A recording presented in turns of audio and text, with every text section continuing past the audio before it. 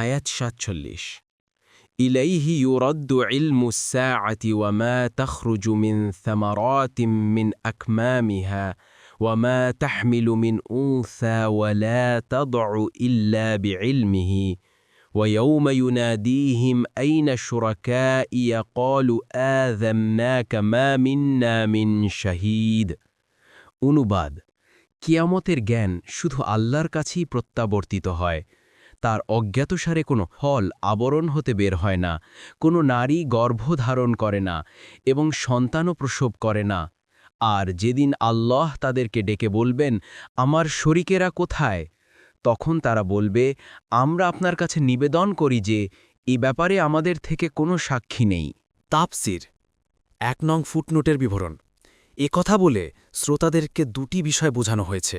একটি হচ্ছে শুধু কিয়ামত নয়, বরং সমস্ত গায়েবী বিষয়ের জ্ঞান আল্লাহর জন্য নির্দিষ্ট। গায়েবী বিষয়ে জ্ঞানের অধিকারী আর কেউ নেই।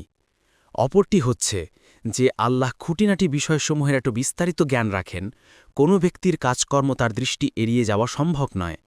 অতএব তার সার্বভৌম ক্ষমতার আওতায় নির্ভয়ে যা ইচ্ছা তাই করা ঠিক নয়। দ্বিতীয় অর্থ অনুসারে এই বাক্যাংশের সম্পর্ক পরবর্তী বাক্যাংশের সাথে সামঞ্জস্যপূর্ণ। কথাটির পরেই যা বলা হয়েছে সে সম্পর্কে যদি চিন্তা করা হয়, তাহলে বক্তব্যের ধারাক্রম থেকে আপনা আপনি কথার ইঙ্গিত পাওয়া যায় যে কিয়ামতের তারিখ জানার ধান্ধায় কোথায় পড়ে আছো।